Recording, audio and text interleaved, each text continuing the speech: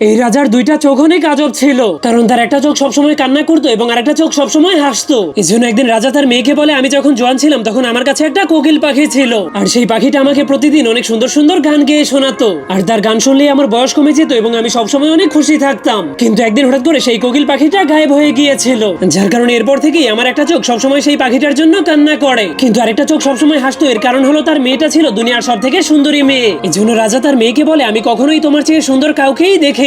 যা শোনার পরেই রাজকুমারী তাকে বলে, বাবা আমি কখনোই বিয়ে করব না, আমি ততদিন আপনার সঙ্গে থাকবো যতদিন না কেউ সেই কোয়েল পাখিটাকে খুঁজে আনতে পারে। তখন রাজা রাজকুমারীর এই কথাটা তার পুরো দেশের মধ্যে ছড়িয়ে দেয়। এই জন্য হাজার হাজার রাজকুমার সেই রাজকুমারী সৌন্দর্যে মুগ্ধ হয়ে সেই কোকিল পাখিটাকে খোঁজার জন্য বের হয়ে যায়। কিন্তু তখন এই গরিব ছেলেটাও রাজার সেই ঘোষণা শুনতে পায়। এই জন্য সেও রাজকুমারীকে খুশি করার জন্য তার ব্যাগে করে কিছু খাবার নিয়ে সেই কোকিল পাখিটাকে খোঁজার জন্য বের হয়ে যায়। তখন সে হাঁটতে হাঁটতে রাস্তার মধ্যে একজন বৃদ্ধ ভিখারিকে দেখতে পায়। তখন সেই ভিখারি তার কাছে খাবার চাইলে ছেলেটা কিছু না ভেবেই তাকে খাবার দিয়ে দেয়। কিন্তু সেই ছেলেটা একদমই জানতো না যে সেই কোকিল পাখিটা কোথায় থাকে, তাই ভিখারি জানে, কারণ এর আগে অনেকজন রাজকুমার এই রাস্তা দিয়ে সেই পাখিটাকে খুঁজতে গিয়েছিল, কিন্তু তারা এই ভিখারিকে কোনো খাবারই দেয়নি। এই জন্য সে তাদের কাউকেই বলেনি যে সেই পাখিটা কোথায় থাকে। কিন্তু এই ছেলেটা তাকে খাবার দেওয়ার কারণে সে ওই ছেলেটাকে বলে, সেই পাখিটা এখন সমুদ্রের কিনারে চলে গিয়েছে, কিন্তু তুমি খালি পায়ে হেঁটে হেঁটে সেখানে পৌঁছাতে পারবে না। এই জন্য সে ওই ভিখারির কথা মতো একজন বৃদ্ধ জাদুকর মহিলার কাছে চলে যায়। এরপর সে ওই মহিলাকে বলে, আমি একটা গান গাইতে পারা কোকিল পাখির খোঁজ করছি, যার গান শুনলে আপনিও আগের মতো জোয়ান হতে পারবেন। তখন সেই জাদুকর মহিলা তার কথা শুনে জোয়ান হওয়ার জন্য তাকে একটা জাদুময় ঘোড়া উপহার দেয়। এরপর ছেলেটাকে বলে, এই ঘোড়াটা তোমাকে সেই পাখিটা খুঁজে বের করতে সাহায্য করবে।